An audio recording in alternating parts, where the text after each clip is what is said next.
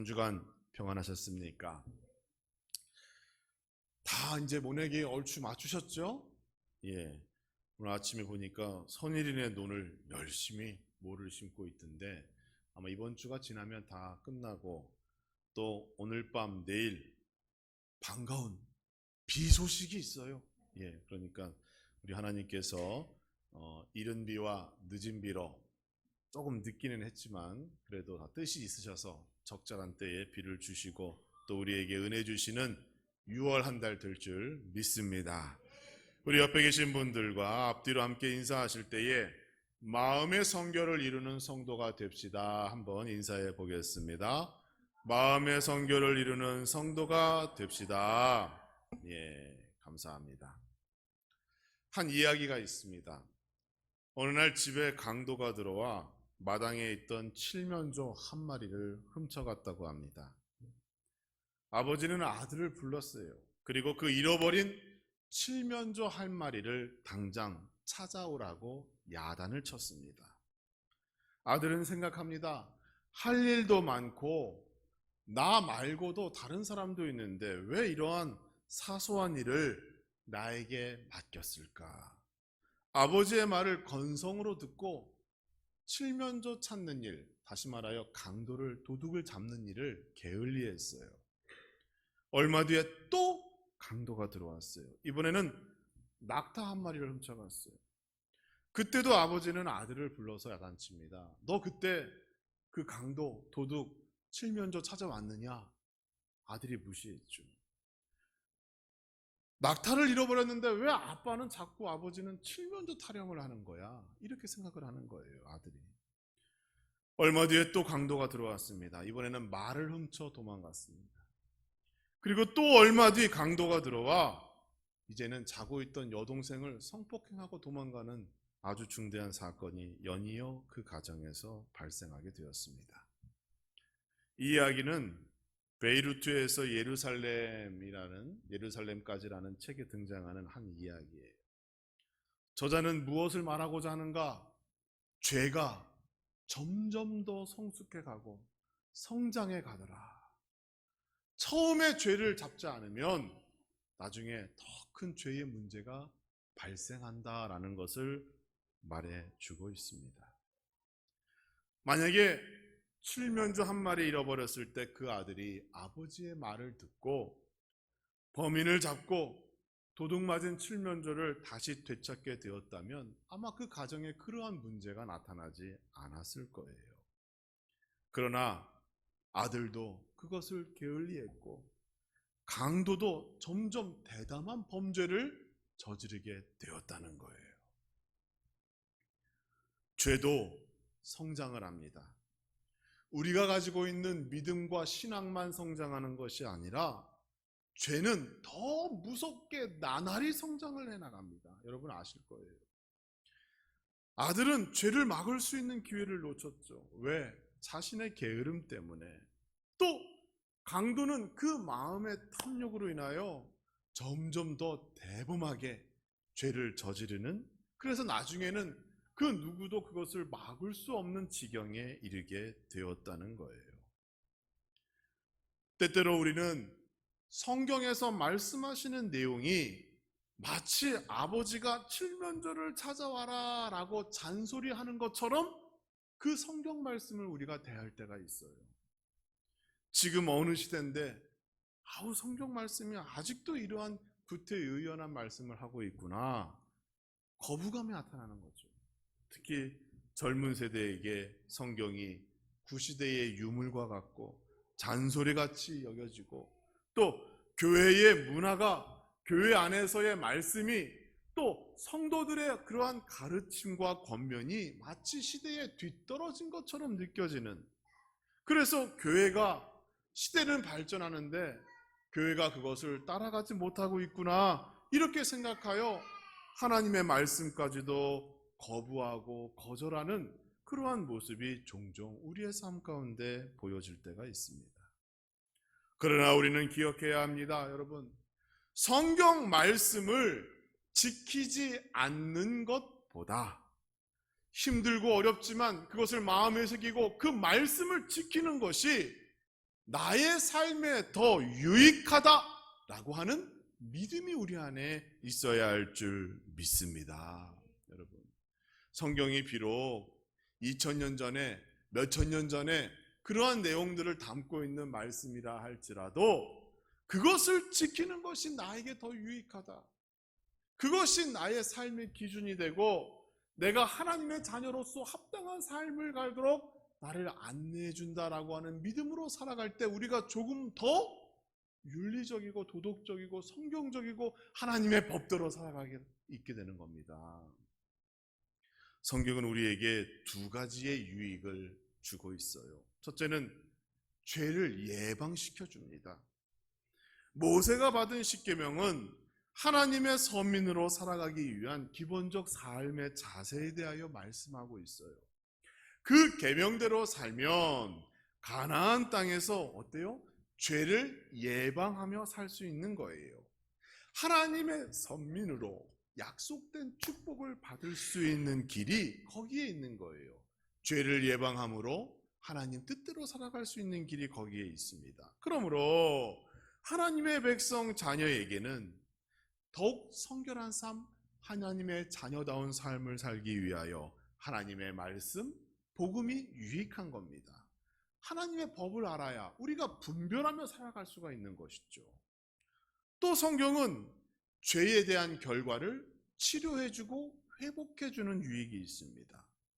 죄로 인하여 인생에 문제가 발생했을 때 예방에 실패했기 때문에 이제는 치료의 방법을 선택해야만 돼요. 그런데 여러분, 죄 용서 무엇으로 가능합니까? 오직 예수 그리스도의 십자가 은혜로만 가능한 줄 믿으시기 바랍니다.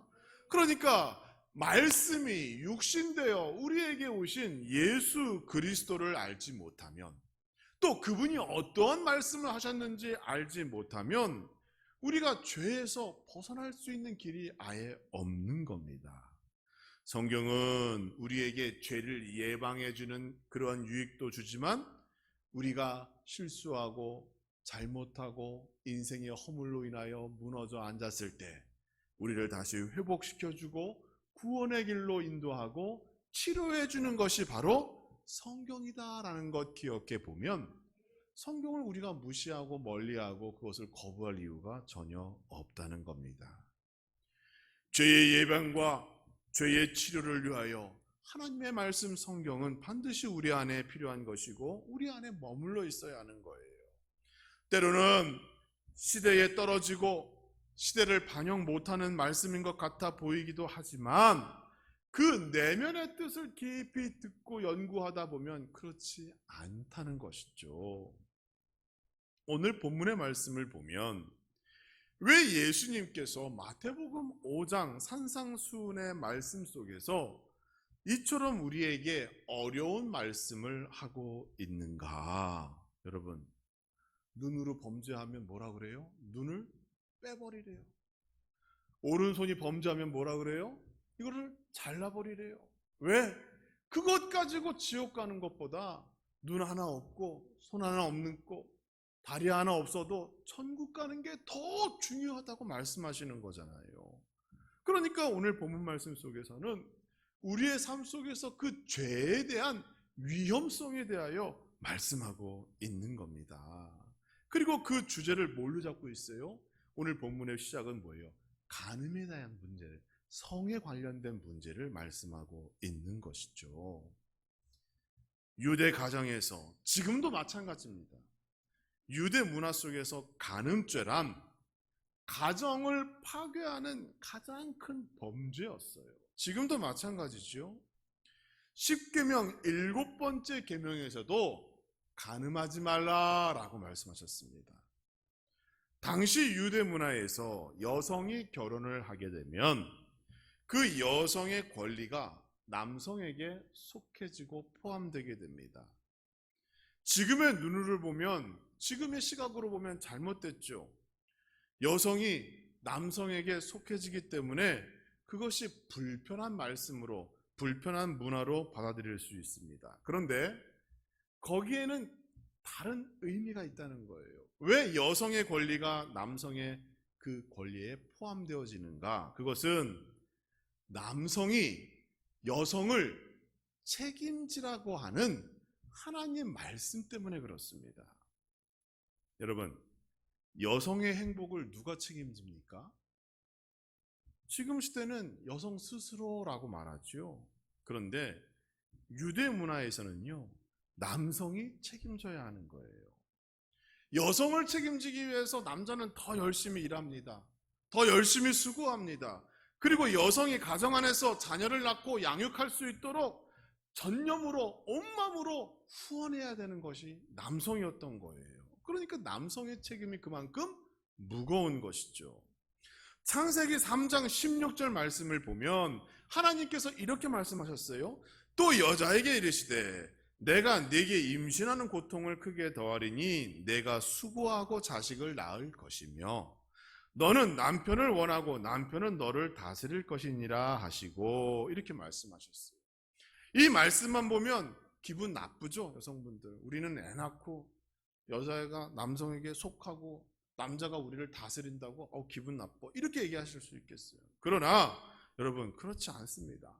하나님께서 말씀하시고자 하는 내용은 무엇인가 하면 가정 안에서 남성과 여성이 맡은 일이 다르다는 것을 첫 번째 말씀하신 것이고, 또 가정 안에서 여성의 행복이 남성이 책임져야 한다라는 것을 지금 강조하시는 거예요. 그래서 그 가정이 온전히 설 수 있도록 남자와 여자가 협력해야 한다라는 것 말씀하시는 겁니다. 그런데 거기에 이 간음이라고 하는 성 문제, 성범죄가 가정 안에 들어오게 되면 어떻게 되는 거예요? 하나님께서 정하신 법이 무너지게 되는 겁니다. 남성에게 있어서 가장 소중한 것이 뭐예요? 아내예요, 아내. 그런데 그 아내를 빼앗기게 된다는 것, 엄청난 문제가 발생하는 것이죠. 지금의 기준으로는 간음이나 간통이나 지금 죄가 되지 않는다라고 하는 시대에 살고 있지만 그렇지 않은 거예요. 하나님께서 소중히 여기시는 가정, 그 가정이 깨지는 가장 첫 번째 문제가 뭐냐?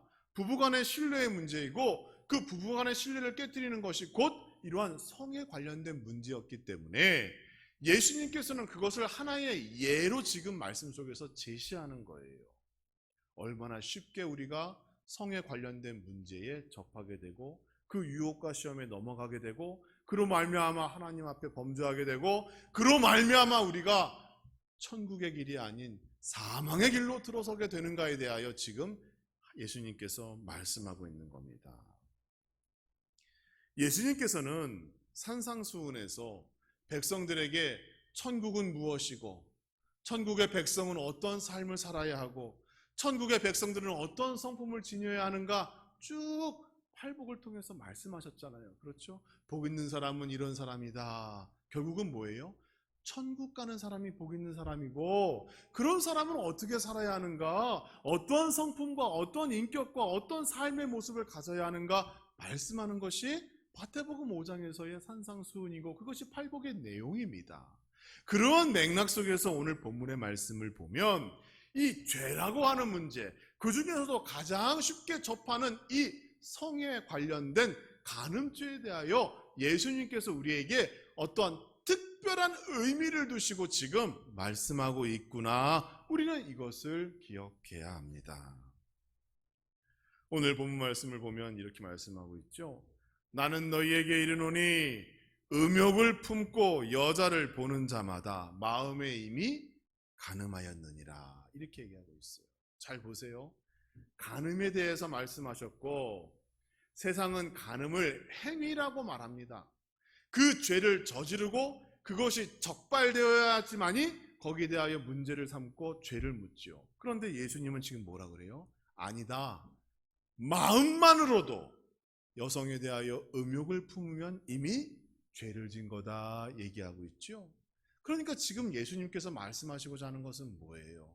행위가 아니라 모든 인간 삶 속에서 벌어지는 생각, 마음의 죄, 마음이 성결치 못한 그 문제에 대하여 지금 언급하시는 것이고 결국 산상수훈에서 팔복에서 말씀하시고자 하는 것을 오늘 본문의 말씀을 통하여 완성해 가고 있는 거예요. 누가 천국의 주인 됩니까? 누가 천국의 주인데요? 생각으로도 범죄하지 않는 자. 이걸 말하고 있는 거예요. 누가 하나님의 자녀입니까? 생각으로도 마음으로도 범죄하지 않는 사람이 하나님의 자녀이다. 이것을 지금 말씀하고 있는 겁니다. 세상은 법과 규범으로 죄에 대하여 통제하고 정의하고 벌을 내리며 질서를 잡습니다. 그러나 우리 그리스도인은 이러한 행위 이전에 마음의 성결을 통하여 하늘의 질서를 잡는 사람들입니다.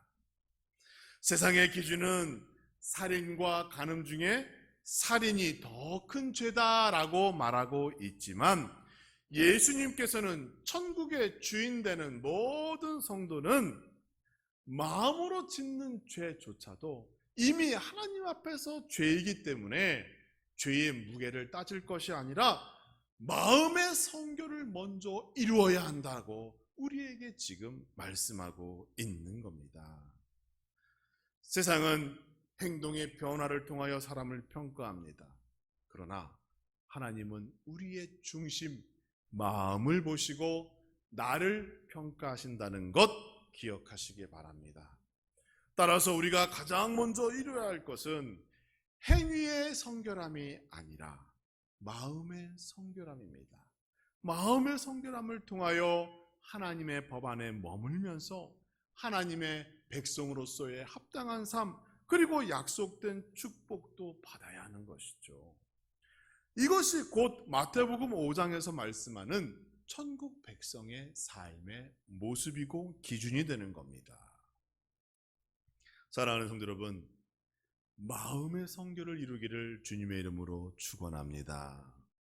왜 마음의 성결을 이루어야 합니까? 갈라디아서 5장 24절의 말씀을 보면 그리스도 예수의 사람들은, 우리를 말하죠, 육체와 함께 그 정욕과 탐심을 십자가에 못 박았느니라, 이렇게 말하고 있어요. 예수 그리스도의 십자가를 의지하여 내가 예수 그리스도를 믿고 천국 백성, 천국의 주인이 되었다고 한다면 우리의 모든 정욕과 탐심은 이미 십자가에 못 박혀야 되는 겁니다. 마음의 성결을 이루어야 하는 거예요. 악한 생각을 먼저 십자가에게 못 박으면, 십자가 위에서 못 박으면 그것이 온전한 그리스도인의 삶의 모습, 마음의 성결을 이룰 수 있는 것이라고 사도 바울 또한 강변하고 있습니다. 마음의 성결, 어디서부터 시작할 수 있을까요? 시대가 급변하고 도덕과 윤리의 기준이 세대마다 달라지는 그러한 시대에 살아가고 있어요. 그렇죠? 5년, 10년마다 이전에는 우리가 죄라고 여겼던 것이 지금은 죄가 아니라는 시대에 살아가고 있잖아요. 지금 한국 사회는요, 간통죄가 없어졌어요. 그렇죠? 평등과 인권이래요. 서로 사랑하면 뭐 결혼했다 안 했다, 유부녀이고 유부녀가 아니고 뭐 유부남이고 유부남, 이게 중요하지 않대요. 왜? 그건 자유래요. 인권이래요. 사랑할 수 있는 자유가 있기 때문에 그렇대요. 동성애까지도 눈 감아주고 용납해주는 사회가 되었습니다. 왜? 그게 평등이고 그게 인권이래요. 성과 관련된 문제들이 거룩함이 아니라 그저 재미와 즐거움의 대상이 되고 말았다는 겁니다. 이러한 세상 가운데 우리가 어떻게 마음의 성결을 이루며 살아갈 수 있습니까? 성경은 우리에게 한 방법을 제시합니다. 코람데오라고 하는 신앙으로 나아가라, 이렇게 말합니다. 여러분 한번 따라해 보세요. 코람데오의 신앙으로 나아가자. 여러분, 코람데오가 뭐예요? 코람데오는 하나님 앞에서라고 하는 뜻이에요. 하나님 앞에서. 내가 항상 하나님 앞에 서 있다, 즉 하나님이 나를 보고 있다라고 하는 그 신앙이 바로 코람데오의 신앙입니다. 그 대표적인 예가 구약 성경의 요셉과 보디발 아내의 사건에서 드러나죠. 요셉은 자신을 유혹하는 보디발의 아내를 단호하게 거절하잖아요. 사실 단 둘이 머물고 집안에 있었기 때문에 둘만이 아는 비밀, 그러니까 아무도 몰라요. 그러한 죄를 저질러도 아무도 모릅니다. 그럼에도 불구하고 요셉은 그것을 거절합니다. 왜 그래요? 나중에 문제가 생기면 골치 아파서요? 아니면 보디발이라고 하는 사람이 장군으로 권력이 있었기 때문에 혹 잘못될까 두려워서요? 그게 아닙니다. 요셉은 창세기 39장 9절에서 이렇게 말하죠. 내가 어찌 이 큰 악을 행하여 하나님께 죄를 지으리까? 이렇게 말하고 있는 거예요. 요셉이 지금 말하고 있는 게 뭡니까? 하나님은 처음부터 다 알고 계신다는 거예요. 다 보고 계시다는 거예요. 그러니까 이러한 큰 악을 어떻게 내가 하나님 앞에서 행합니까? 이렇게 고백하는 거예요. 이게 바로 코람데오의 신앙인 겁니다. 아무도 모를 것 같은 비밀, 그 유혹에 속지 않았다는 거예요. 우리는 이 말에 얼마나 많이 속습니까? 야, 아무도 몰라. 너와 나만의 비밀이야. 그 말 때문에 얼마나 많은 죄를 저지르고 얼마나 많은 시험과 유혹과 죄의 자리에 우리가 가게 됩니까? 그런데 우리에게 하나님이 항상 나를 지켜봐 보시고 하나님이 모든 것을 아신다는 그 코람데오의 신앙으로 나아간다면 우리의 마음은 마음의 성결을 이룰 수 있게 될 줄 믿습니다. 예수님께서는 이런 유혹에 쉽게 빠질 수밖에 없는 우리의 형편을 잘 아셨어요. 그래서 조금 더 강하게 말씀하시잖아요. 오른쪽 눈이 너를 실족하거든 그 오른쪽 눈을 빼어버리고 오른손이 너를 실족해 하거든 그 오른손을 찍어버려라. 수많은 지책 가운데 그거 하나 없이 천국에 들어가는 게 더 좋다라고 말씀하시잖아요. 단호하게 모든 죄를 예방하고 마음의 성결을 이루어야 거룩한 하나님의 자녀 백성으로 살아갈 수 있다라고 말씀하고 있습니다. 사랑하는 성도 여러분, 하나님께서 우리에게 건강과 만족의 기쁨을 주시는 이유가 무엇일까요? 그러한 자유함으로 내 욕심대로 내 욕망대로 살아가라고 하는 걸까요? 그렇지 않습니다. 우리에게 건강 주시고 우리에게 힘과 용기를 주시고 우리에게 말씀을 주시는 이유는 이러한 어려운 환경 속에서도 마음의 성결을 이룰 수 있도록 우리를 도우시고 지원해 주신 그 하나님의 선행적 은총 때문에 우리가 지금 이와 같이 행복한 인생을 살아가고 있는 줄 기억하시기 바랍니다. 항상 말씀드리지만 나의 공로를 인하여 나의 어떠한 잘남으로 인하여 하나님으로부터 축복받고 은혜 받는 것이 아니에요. 하나님이 나를 사랑하셨기 때문에 나의 기도도 응답해 주신 것이고 형통의 복도 누리게 되는 것이고 또 성경에 기록된 약속된 축복도 기대하며 살아갈 수 있도록 여기까지 인도하신 것, 그것이 바로 하나님의 은혜임을 기억하시기 바랍니다. 이미 하나님께서 나에게 그러한 축복과 은혜를 주셨습니다. 그렇다면 나는 마음의 성결을 이루고 하나님의 자녀다운 삶, 하나님께서 나와 내 가정과 교회에 기대하고 있는 그 기대에 부응하여 마음의 성결을 이루는 거룩한 성도의 삶을 살아가는 성도 되기를 주님의 이름으로 축복합니다. 어떻게 눈이 실족했다고 눈을 빼버리고 손이 잘못했다고 손을 찍어 버리겠습니까? 그러나 마음의 성결을 이루면 거기까지 갈 이유가 없는 것이죠. 철저하게 죄를 예방하고 또 하나님이 나와 함께 하시고 나를 지켜봐 보신다는 그 코람데오의 삶을 살아가면 가능합니다. 여러분에게 마지막으로 물어봅니다. 천국에 갈 것인지 아니면 지옥에 갈 것인지, 생명을 얻을 것인지 아니면 사망을 얻을 것인지, 하나님의 자녀된 삶을 살 것인지 아니면 마귀의 자녀된 삶을 살다가 인생을 정리할 것인지, 이제 새로운 6월 한 달을 바라보며 우리는 코람데오의 신앙으로, 또 마음의 성결함으로, 또 성령 충만함으로 6월 한 달 살아가시고 우리에게 약속하신 그 놀라운 축복 기대하시고 사모하며 살아가시는 우리 모든 성도와 가정되어지기를 주님의 이름으로 축복합니다.